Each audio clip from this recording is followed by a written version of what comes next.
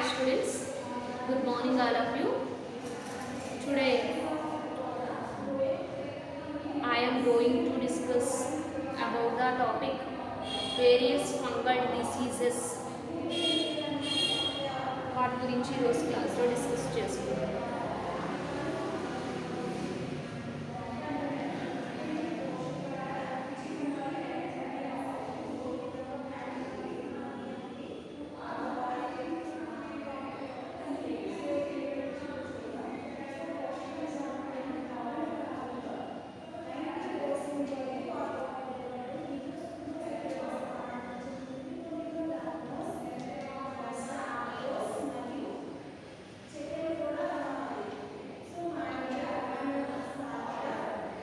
Unit 4 part 3 topic గురించి discuss చేసుకుందాము.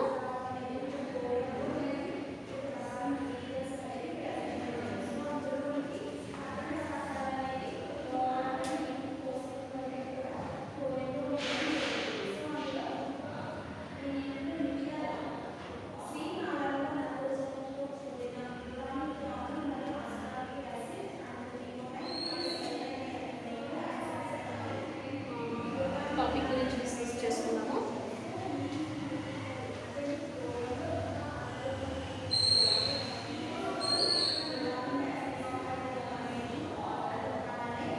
Various fungal diseases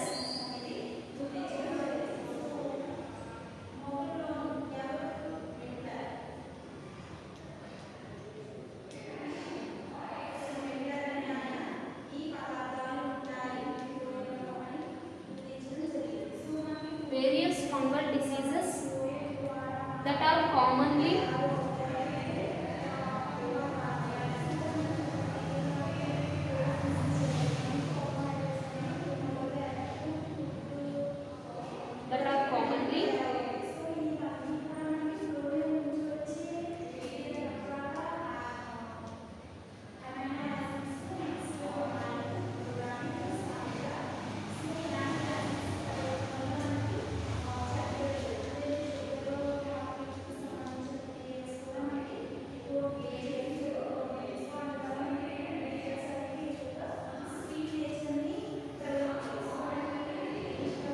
fungal diseases గురించి ఈరోజు క్లాస్లో చెప్పుకున్నాము. ఫంగల్ డిసీజెస్ గురించి.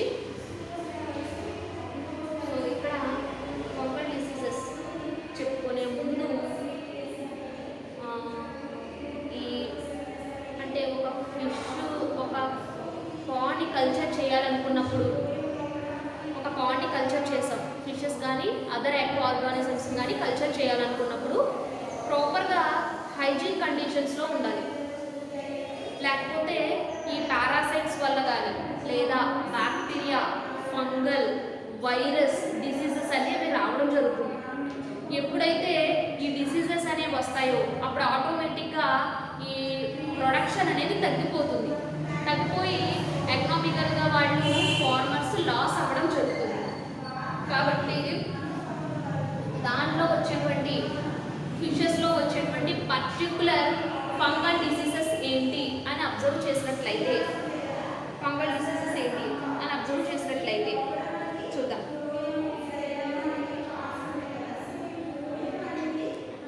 So first and foremost importance to be given in fish cultures cleanness and salinity conditions. So first ఒక పాండ్ని culture చేయాలి అంటే ఇప్పుడే చెప్పుకున్నాం కదా, క్లీన్నెస్ అనేటువంటిది main important, hygiene conditions. Next one అదేవిధంగా సెలినిటీ కండిషన్, వాటర్ యొక్క సెలినిటీ, ఆల్కలినిటీ, pH ఏ విధంగా ఉందో చూసుకుంటూ ఉండాలి. So pure and protected water కూడా ఫిల్టర్ చేసినటువంటి వాటర్, ప్యూర్ వాటర్ ఉందా లేదా వాటర్లో ఉండేటువంటి ఏమైనా మైక్రో ఆర్గానిజమ్స్ ఉన్నాయా చెక్ చేసుకుంటూ ఉండాలి. నెక్స్ట్ వన్ సాయిల్ కంటెంట్ కూడా వాళ్ళు టెస్ట్ చేస్తూ ఉండాలి. సాయిల్ ఏ విధంగా ఉంది, సాయిల్లో ఏమైనా పారాసైట్స్ ఎక్కువగా ఉన్నాయా లేదా, ఇవన్నీ చెక్ చేసుకుంటూ ఉండాలి. సో ఈ విధంగా చెక్ చేసుకున్నట్లయితే నెక్స్ట్ గ్రోత్, కల్చర్ ఫిషెస్ యొక్క గ్రోత్ పెరుగుతుంది, ప్రొడక్షన్ కూడా ఆటోమేటిక్గా పెరగడం జరుగుతుంది. సో ఇలా చేసినట్లయితే సో ఇలాంటివన్నిటిని కూడా వీళ్ళు చేసినట్లయితే ఆటోమేటిక్గా ప్రొడక్షన్ అనేది పెరుగుతుంది. ఒకవేళ ఈ కండిషన్స్లో ఏవైనా కొన్ని ప్రాబ్లమ్స్ వచ్చినట్లయితే సో ఇక్కడ ఏమవుతుంది, ఇలా పొల్యూషన్ జరగడం వల్ల ఏమవుతుంది అంటే బ్యాక్టీరియా, వైరస్, ఫంగల్ డిసీజెస్ అనేవి రావడం జరుగుతుంది. సో ఎప్పుడైతే ఈ డిసీజెస్ అనేవి ఎంటర్ అవుతాయో ఆటోమేటిక్గా మార్టాలిటీ రేట్ డిక్రీజ్ అయిపోతుంది, ప్రొడక్షన్ కూడా డిక్రీజ్ అయిపోతుంది. సో ఫస్ట్ వన్ ఏంటంటే fungal diseases of fishes. First one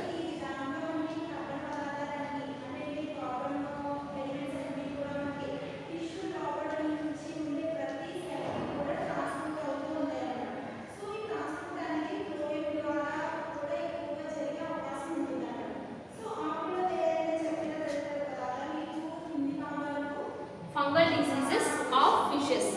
అయితే కొన్ని శిలీంధ్రాల వల్ల, సో ఈ ఫంగల్ రోగాలు కొన్ని కొన్ని ఫంగస్ అంటే శిలీంధ్రమే కదా, కొన్ని శిలీంధ్రాల వల్ల అంటే బూజు వల్ల లేదా బూజు వల్ల వచ్చేటువంటి ఈ జబ్బుల గురించి, ఈ ఇన్ఫెక్షన్స్ గురించి అబ్జర్వ్ చేసినట్లయితే సో ఇది ఎక్కువగా ఈ శిలీంధ్రాల వల్ల వచ్చేటువంటి, ఫంగస్ వల్ల వచ్చేటువంటి ఇన్ఫెక్షన్స్ ఎక్కువగా ఎక్కడ ఉంటుంది అంటే ఫిష్ యొక్క ఎగ్స్, ఫిష్ యొక్క ఫ్రై స్టేజ్, ఫింగర్లింగ్ స్టేజెస్లో ఎక్కువగా ఈ ఫంగల్ డిసీజెస్ అనేవి రావడం జరుగుతుంది. సో ఎప్పుడైతే ఆర్గానిజమ్స్కి ఈ డిసీజెస్ అనేవి వస్తాయో they grow into the subdermal tissues. So ఎక్కువగా అంటే ఏంటి, ఎగ్స్లోను, ఫ్రై అండ్ ఫింగర్లింగ్ స్టేజెస్లోనూ ఇవి వస్తాయి. సో ఇలా రావడం వల్ల ఏమవుతుంది అంటే దాని యొక్క బాడీ సర్ఫేస్ మీద ఏదైతే స్లైమ్ సబ్స్టాన్సెస్ ఉంటుందో, అంటే బాడీ సర్ఫేస్ మీద ఉండేటువంటి స్లైమ్ సబ్స్టాన్సెస్ ఎక్కడైతే కోల్పోతుందో ఆ ప్లేస్లో ఈ ఫంగస్ అనేది ఆ టిష్యూ దగ్గర ఈ ఫంగస్ అనేది వాటి యొక్క గ్రోత్ను పెంచుకుంటూ అది ఫామ్ అవ్వడం జరుగుతుంది. సో ఇలా ఫామ్ అయినప్పుడు ఏమవుతుంది అంటే అక్కడ మోర్టాలిటీ రేట్ అనేది డిక్రీజ్ అయిపోతుంది, చేపలు అనేవి మరణానికి లోనవ్వడం జరుగుతుంది. ఇందులో కొన్ని డిజార్డర్స్ చూసినట్లయితే first one dermatomycosis. Fungal diseases of fishes లో ఫస్ట్ వన్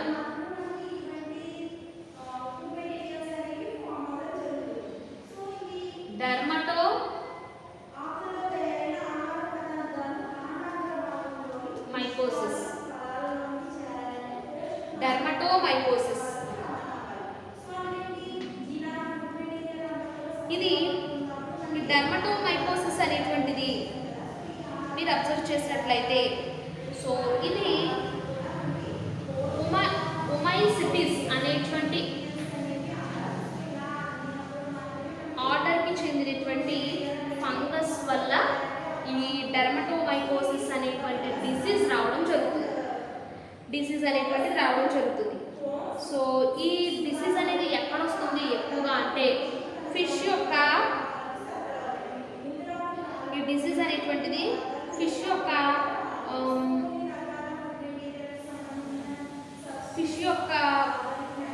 స్కిన్, ఫిష్ యొక్క గిల్స్, ఫిష్ యొక్క ఫిన్స్, నెక్స్ట్ వన్ అంటే మొప్పలు, వాజములు, నెక్స్ట్ వన్ ఫిష్ యొక్క tissue, surface of the body, వీటిపై ఫంగల్ డిసీజ్ యొక్క ఎఫెక్ట్ అనేది ఎక్కువగా ఉంటుంది. సో అంటే ఏంటి, చర్మ సంబంధమైనటువంటి వ్యాధులు అనేవి రావడం జరుగుతుంది.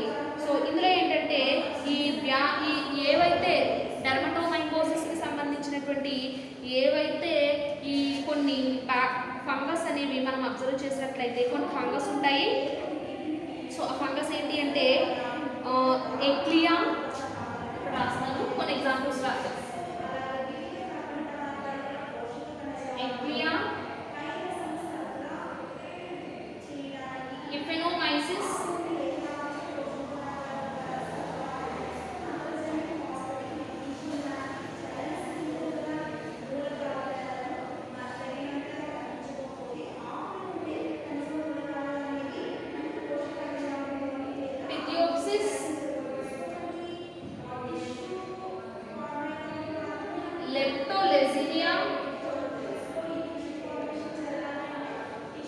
leptolezia, next one Dactylogyrus, Pyrometra, Camelina, ఎపిక్లిప్సిస్, లెర్నియా, ఆర్బులస్, ఎర్గాసిలస్, క్యాలిగస్, సూడోసిక్నస్, లార్నిరికస్, యోక్తియూరియస్, ఆఫ్నోమైసిస్, సాప్రోలెసినియా. సో ఇలాంటి ఫంగస్ వల్ల దానికి టిష్యూ మీద కొన్ని డిసీజెస్ అనేవి రావడం జరుగుతుంది. కొన్ని డిసీజెస్ అనేవి ఇందులో రావడం జరుగుతుంది. అయితే దీంట్లో ఎక్కువగా కనిపించేది సాప్రోలెసినియా, పారాసైటికా, ఎక్లీనియా, సాప్రోలెసినియా, పారాసైటికా అనేటువంటి ఫంగల్ డిసీజెస్ ఫిషెస్లో ఎక్కువగా కనిపిస్తూ ఉంటాయి అన్నమాట. సో ఇక్కడ సిమ్టమ్స్ని మీరు అబ్జర్వ్ చేసినట్లయితే డర్మటోమైసిస్లో వచ్చేటువంటి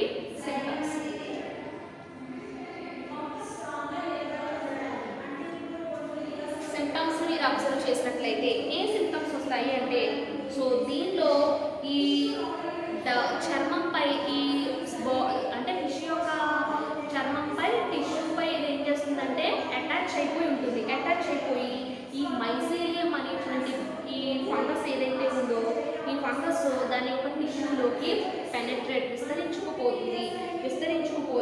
విస్తరించుకుపోయినటువంటి టిష్యూ అంతా కూడా మ్యాక్సిమం డ్యామేజ్ అయిపోయి ఈ ఏవైతే ఆకాశంలో చేసినటువంటి ఏవైతే ఎగ్స్ ఏవైతే ఉంటాయో, స్పానింగ్ జరపడినటువంటి ఎగ్స్ అయితే ఏవైతే ఉంటాయో ఇవన్నీ కూడా ఈ ఫంగస్తో ఇవి ఇన్ఫెక్ట్ అవ్వడం జరుగుతుంది. అదేవిధంగా ఈ ఇన్ఫెక్ట్ అయినటువంటి ఫంగస్ ఏదైతే ఉందో ఇవి ఏమవుతాయంటే హైఫై అనేటువంటి తంతువుల కింద ఇవి స్కిన్ మీద ఉంటూ ఉంటాయి అన్నమాట. Next damage of the tissues of lead to the blood loss. ఎప్పుడైతే ఇది డ్యామేజ్ చేస్తుందో ఆటోమేటిక్గా ఏమవుతుంది అంటే బ్లడ్ అనేది లాస్ అవ్వడం స్టార్ట్ అవుతుంది. అంటే దీని యొక్క థింగ్స్ ఏవైతే ఉన్నాయో అవి ఏం జరుగుతాయంటే విచ్ఛిన్నతలోనే బ్లడ్ అనేది లాస్ అవ్వడం జరుగుతుంది. నెక్స్ట్ మనం ఇన్ఫెక్టెడ్ స్టేజ్లో ఉండేటువంటి ఈ ఎగ్స్ ఏవైతే ఉంటాయో దానికొకటి అంటుకుపోయి అటాచ్ అయిపోయి ఉంటాయి. నెక్స్ట్ మనం ఇన్ఫెక్షన్ ఎప్పుడైతే ఐస్కి ఎప్పుడైతే వస్తుందో ఈ ఐస్కి వచ్చిన వెంటనే ఫిషెస్ యొక్క ఐస్ అనేటువంటి దృష్టిని కోల్పోతాయి. అంటే loss of sight and decay of ఐస్ని కోల్పోవడం జరుగుతుంది. ఈ మైసీలియా అనేటువంటిది బ్రెయిన్ యొక్క టిష్యూలో కూడా పెనిట్రేట్ అయిపోతుంది. అంటే బాడీని చక్కకి వెళ్ళిపోతుంది, ఐస్ దగ్గరకు వచ్చింది, ఐస్ దగ్గర అది దాని యొక్క డ్యామేజ్ ఐస్ అంతా కూడా డ్యామేజ్ అయిపోయిన తర్వాత అది డైరెక్ట్ బ్రెయిన్లోకి వెళ్ళిపోవడం జరుగుతుంది. సో బ్రెయిన్లోకి వెళ్ళిపోయిన తర్వాత బ్రెయిన్లో ఉండేటువంటి నర్వ్ సెల్స్ని కూడా నర్వ్ టిష్యూస్ని కూడా ఇది డ్యామేజ్ చేస్తుంది. అప్పుడు ఆటోమేటిక్గా ఫిషెస్ అనేవి చాలా వీక్ అయిపోవడం జరుగుతుంది. సో నెక్స్ట్ మనం ఇవి లివర్లోను నెక్స్ట్ ఇంటెస్టైన్లోను కూడా దాని యొక్క ప్రభావం అనేది ఎఫెక్ట్ అనేది చూపిస్తుంది. అంటే liver, intestine, pelvic region, caudal fish దగ్గర ఉండేటువంటి వీటన్నిటి దగ్గర కూడా దాని ఎఫెక్ట్ అనేది చూపించడం జరుగుతుంది. సో ఈ విధంగా అంటే ఈ డెర్మటోమైకోసిస్ అనేటువంటిది ఒక ఫంగస్ వల్ల వస్తుందన్నమాట. సో మెయిన్గా ఎక్లియా, నెక్స్ట్ మనం సాప్రోలెసినియా, పారాసైటికా అనేటువంటి మెయిన్ ఫంగస్ వల్ల వస్తుందన్నమాట. ఇందులో సిమ్టమ్స్ ఏంటి అంటే ఇది టిష్యూ దగ్గరికి వెళ్ళినప్పుడు ఈ టిష్యూ నుంచి లోపలికి వెళ్తుంది అనమాట. బ్లడ్ అనేటువంటి లాస్ అవుతుంది. తర్వాత ఐస్ మీద దాని ఎఫెక్ట్ చూపిస్తుంది. ఐస్ ఎఫెక్ట్ అనేది చూపించిన తర్వాత అక్కడ నుంచి బ్రెయిన్ వెళ్తుంది. బ్రెయిన్లో ఉండేటువంటి నర్వ్ సెల్స్ని డ్యామేజ్ చేస్తుంది. ఆటోమేటిక్గా దృష్టిని కోల్పోవడం జరుగుతుంది. తర్వాత ఇవి ఇంటెస్టైన్లోకి, లివర్లోకి దాని ప్రభావం అనేది చూపించడం జరుగుతుంది. ఆటోమేటిక్గా ఇంటెస్టైన్ అనేది స్వెల్లింగ్ అనేది పట్టడం జరుగుతుంది. సో ఈ విధంగా దాని యొక్క ఎఫెక్ట్ అనేది ఇది చూపించడం జరుగుతుంది. సో ఫంగస్ వల్ల వచ్చేటువంటి ఇంకొక డిసీజ్ చూద్దాం. ఫంగస్ వల్ల వచ్చేటువంటి వేరొక డిసీజ్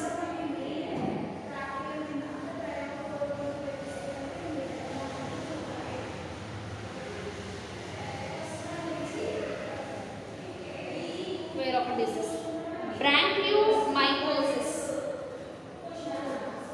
రెండవ డిసీజ్ ఏంటి అంటే బ్రాంకియోమైకోసిస్.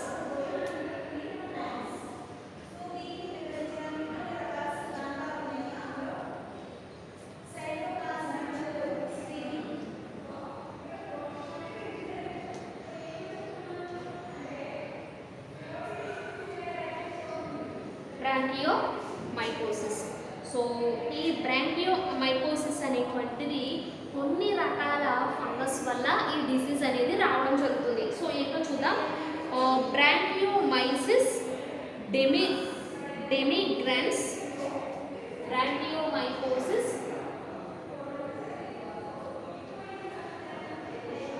డెమిగ్రాన్స్. నెక్స్ట్ వన్ బ్రాంకియోమైకోసిస్ sanguineus,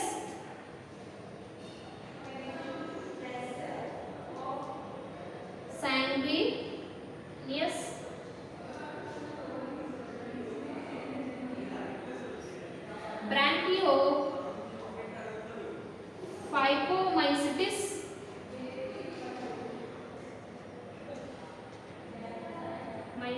మెయిన్గా ఈ మూడు ఫంగస్ వల్ల కూడా బ్రాంకియోమైకోసిస్ అనేటువంటి డిసీజు ఫిషెస్కి రావడం జరుగుతుంది. ఈ డిసీజు ఫిషెస్కి రావడం జరుగుతుంది.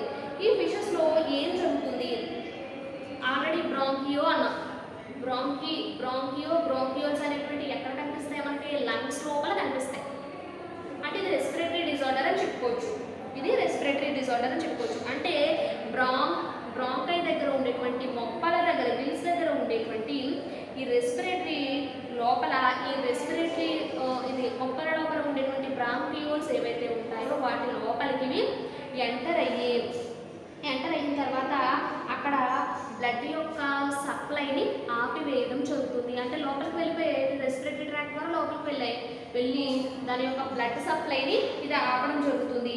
సో బ్లడ్ ఎప్పుడైతే ఆగిపోతుందో అక్కడ ఉండేటువంటి ప్లేస్ ఆటోమేటిక్గా డ్రై అయిపోయి ఆ ప్లేస్ అనేది అక్కడి నుంచి రాలిపోవడం జరుగుతుంది. అంటే గిల్స్ లోపలికి వెళ్ళి బ్లడ్ క్యాపిల్లరీస్ అన్నింటినీ కూడా ఇది డ్యామేజ్ చేయడం స్టార్ట్ చేస్తుంది. సో ఎప్పుడైతే ఈ గిల్స్ ఎప్పుడైతే సాలిడ్ లాగా డ్రై అయిపోయిన వెంటనే అవి లోపల రెడ్ స్పాట్స్ కింద ఈ బ్లడ్ అనేటువంటిది క్లాట్ అయిపోయి రెడ్ స్పాట్స్ కింద కనబడతాయి. సో ఆటోమేటిక్గా లంగ్స్ డిసీజ్ కాబట్టి ఆక్సిజన్ అనేది సరిగా అందక, అంటే ఫిషెస్లో సఫకేషన్ అనేది ఏర్పడి ఫిషెస్ అనేవి చనిపోవడం జరుగుతుంది. సో ఇవి ఏం చేస్తాయంటే అప్పుడు ఆటోమేటిక్గా ఎప్పుడైతే మరణానికి ముందు ఏం చేస్తాయంటే ఫిషెస్ అనేటువంటివి బాడీ యొక్క సర్ఫేస్ పైకి చేరి ఆక్సిజన్ని తీసుకోవడాన్ని మనం అబ్జర్వ్ చేయొచ్చు. సో ఇన్ఫెక్ట్ అయినటువంటి ఫిషెస్ ఏవైతే ఉన్నాయో ఇవి సర్ఫేస్ వాటర్ దగ్గరికి వచ్చి ఆక్సిజన్ ఇవి అబ్జర్వ్ చేయడం మనం అబ్జర్వ్ చేయొచ్చు. So next disease systemic mycosis.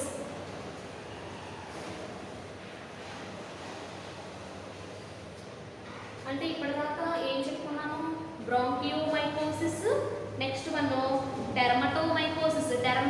స్కిన్కి వచ్చేటువంటి శిలీంధ్రం ఫంగస్ వల్ల వచ్చేటువంటి డిసీజు. బ్రాంకియోమైకోసిస్ అంటే లంగ్స్కి వచ్చేటువంటి disease. Next one systemic mycosis. Third one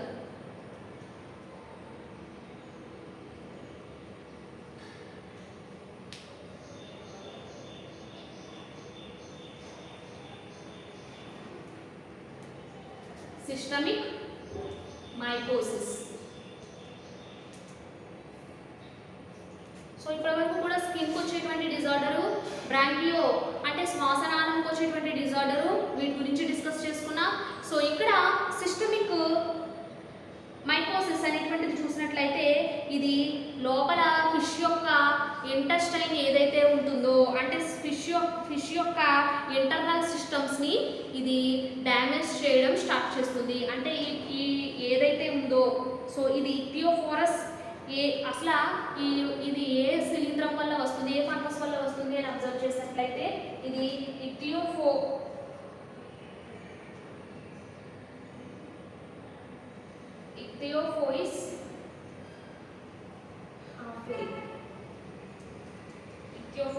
హాఫెరీ అనేటువంటి ఈ ఫంగస్ వల్ల ఈ డిజార్డర్ అనేది వస్తుంది. సో ఈ డిజార్డర్ వల్ల ఏమవుతుంది అంటే లోపల ఉండేటువంటి ఇంటర్నల్ ఆర్గాన్స్ ఏవైతే ఉన్నాయో, సో ఇంటర్నల్ ఆర్గాన్స్ పై దాని యొక్క ఎఫెక్ట్ అనేది చూపించడం స్టార్ట్ చేస్తుంది. అంటే ఇది లోపలికి అసలు ఎలా ఎంటర్ అవుతుంది అని మీరు అబ్జర్వ్ చేసినట్లయితే ఇది ఆల్రెడీ ఇంటర్నల్ అనుకున్నాం కాబట్టి ఇది నోటి ద్వారా, అంటే మౌత్ ఏ ఫుడ్ అయితే తింటుందో లోపలికి వెళ్ళడం జరుగుతుంది. లోపలికి వెళ్ళి లోపల ఉండేటువంటి లివర్ దాని యొక్క ఎఫెక్ట్ ఎక్కడ చూపిస్తుంది? ఇంటర్నల్ ఆర్గాన్స్ అన్నాం. సో ఇంటర్నల్ ఆర్గాన్స్ అంటే లివరు, నెక్స్ట్ వన్ వాటి యొక్క కిడ్నీస్, నెక్స్ట్ వన్ వాటి యొక్క ఫీమేల్స్లో అయితే ఏంటి రీప్రొడక్టివ్ ఆర్గాన్స్ పై వీటి యొక్క ప్రభావం అనేది చూపిస్తుంది అనమాట. వీటి యొక్క ప్రభావం అనేది చూపించి సో అక్కడ ఉండేటువంటి స్కిన్, లోపల ఉండేటువంటి స్కిన్ ఇది డ్యామేజ్ చేయడం జరుగుతుంది.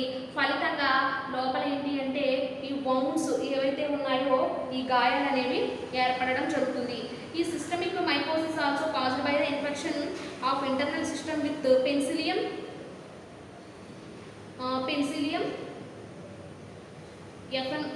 ఎఫెనోమైసిస్ లేదా ఫోమా అనేటువంటి ఈ ఫంగస్ వల్ల కూడా ఈ డిజార్డర్ అనేది రావడం జరుగుతుంది.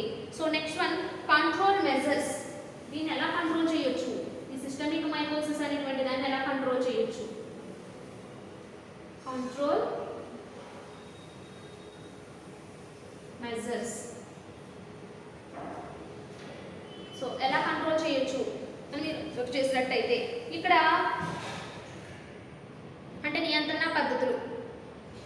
సో కొన్ని మెడిసిన్స్ని యూజ్ చేసి దాన్ని క్యూర్ చేయడం జరుగుతుంది. So next one chemical bath prevents infection. Chemical bath, chemicals అనేది స్ప్రే చేసి ఆ పాన్లోకి ఒక ఏదైనా ఒక ట్యాంక్ లాగా ఏదైనా తీసుకుని దాంట్లోకి కెమికల్స్ అనేవి వేసి సో ఈ బాత్ని ఈ ఫిషెస్ని బాత్ చేసినట్లయితే కొంచెం ఇన్ఫెక్షన్ అనేది కొంచెం వరకు మనం దీన్ని రెడ్యూస్ చేయొచ్చు. నెక్స్ట్ వన్ కంటామినేటెడ్ వాటర్ ఏదైతే ఉందో అది పాన్లోకి ఎంటర్ అవ్వకుండా ఉండేటట్లుగా చూసుకుంటూ ఉండాలి. అంటే ఈ ఫంగస్ అనేది అంటే ఎప్పటికప్పుడు పాన్లో ఉండేటువంటి వాటర్ని టెస్ట్ చేసుకుంటూ ఉంటే ఆటోమేటిక్గా దాంట్లో ఉండేటువంటి ఫంగస్ అనేది ఫామ్ అవ్వకుండా చూసుకోవచ్చు, అంటే ప్రివెంట్ చేయొచ్చు అనమాట. So next one medicinal cure.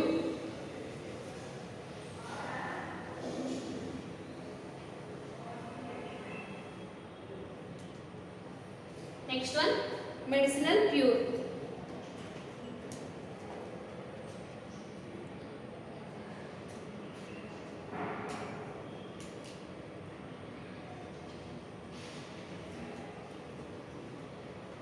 Medicinal cure.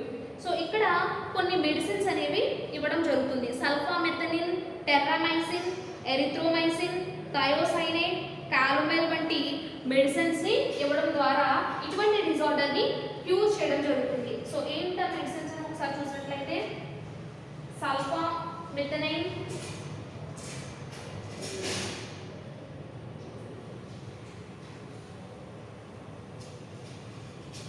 Terramycin,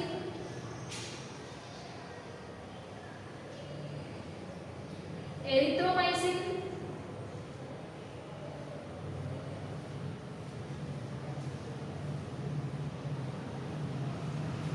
thiocyanate, next one కాల్మెల్ అనేటువంటి ఈ మెడిసిన్స్ ఇవ్వడం ద్వారా కూడా కొంతవరకు వాటిని క్యూర్ చేయొచ్చు, అంటే మ్యాక్సిమము ఫంగస్ డిసీజెస్ని క్యూర్ చేయడం జరుగుతుంది. సో వీటిని ఇవ్వడం వల్ల ఏమవుతుంది అంటే సో ఇక్కడ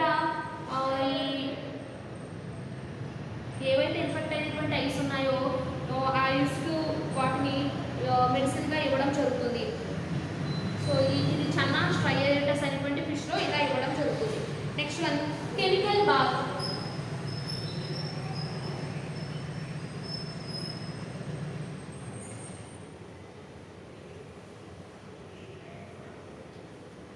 next one chemical bath. So చూద్దాం కెమికల్ బాత్. ఇక్కడ ఏవైతే ఇన్ఫెక్ట్ అయినటువంటి ఫిషెస్ ఏవైతే ఉన్నాయో వాటిని 10 to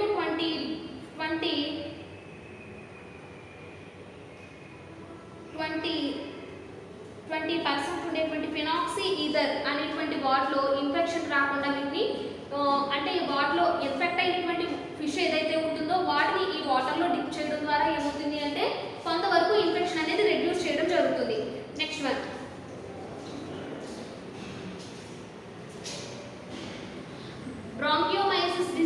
బ్రాంకియోమైసిస్ డిసీజ్ వచ్చినటువంటి ఫిషెస్ ఏవైతే ఉంటాయో వాటిని కెమికల్ ఉండేటువంటి వాటర్లో డిప్ చేయడం ద్వారా, అంటే ఫస్ట్ ఏదైనా ఒక ట్యాంక్ కానీ లేకపోతే ఏదైనా ఒక ట్రైన్ కానీ వాటిని కెమికల్ ఉండేటువంటి వాటర్లో వీటిని డిప్ చేసి వాటిని చేసినట్లయితే ఇక్కడ కొంతవరకు కూడా ఈ డిసీజెస్ని రెడ్యూస్ చేయడం జరుగుతుంది. So next one dry calcium. ఈ కాల్షియం అనేటువంటి మెటీరియల్ కూడా ఇక్కడ యూజ్ చేయడం జరుగుతుంది. Next one next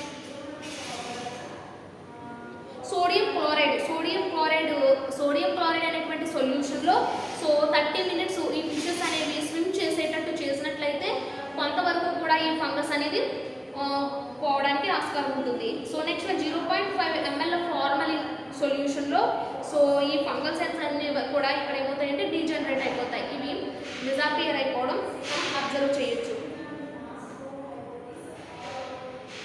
next one infection of ichthyophonosis is very difficult. Infected fishes ఏవైతే ఉన్నాయో వాటిని సెపరేట్ చేసేయాలి. పాండ్ నుంచి సెపరేట్ చేసి ఈ డిసీజ్ తగ్గేంత వరకు కూడా వాటిని సెపరేట్ చేయడం జరుగుతుంది.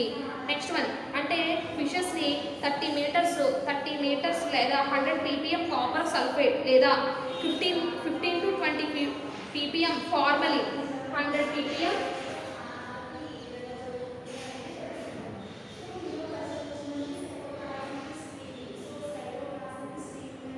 copper sulfate 15 to 25 ppm formalin 3 to 5% NaCl solution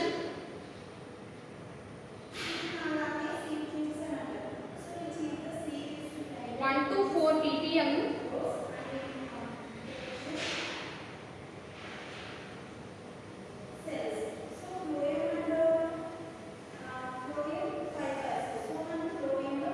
benzalkonium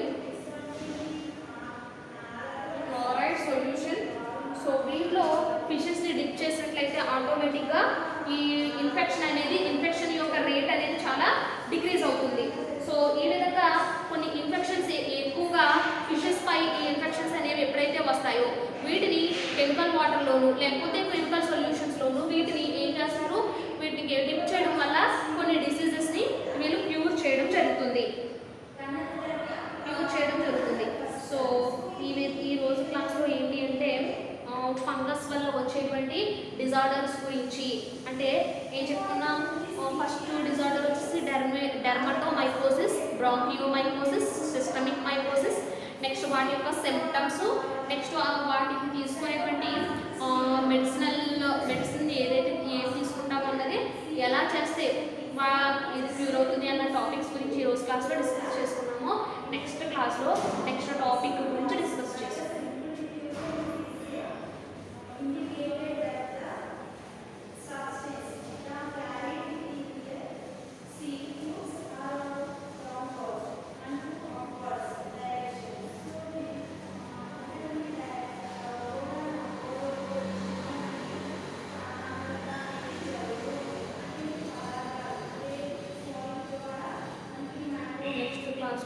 next topic గురించి డిస్కస్ చేసుకుందాం. అయితే యూనిట్ 1 వచ్చేసి breeding and hatchery management, unit 2 water quality management, unit 3 feed management వీటి గురించి డిస్కస్ చేసుకున్నాం. 4th వచ్చేసి డిసీజ్ మేనేజ్మెంట్ అనమాట. డిసీజ్ మేనేజ్మెంట్లో ఈ ఫంగల్, బ్యాక్టీరియా, ప్రోటోజోవా, వైరస్ ఇలా డిఫరెంట్ డిసీజెస్ అంటే వీటి వల్ల వచ్చేటువంటి మైక్రో ఆర్గానిజమ్స్ వల్ల వచ్చేటువంటి డిజార్డర్స్ గురించి యూనిట్ 4లో డిస్కస్ చేసుకుంటాము. Thank you all.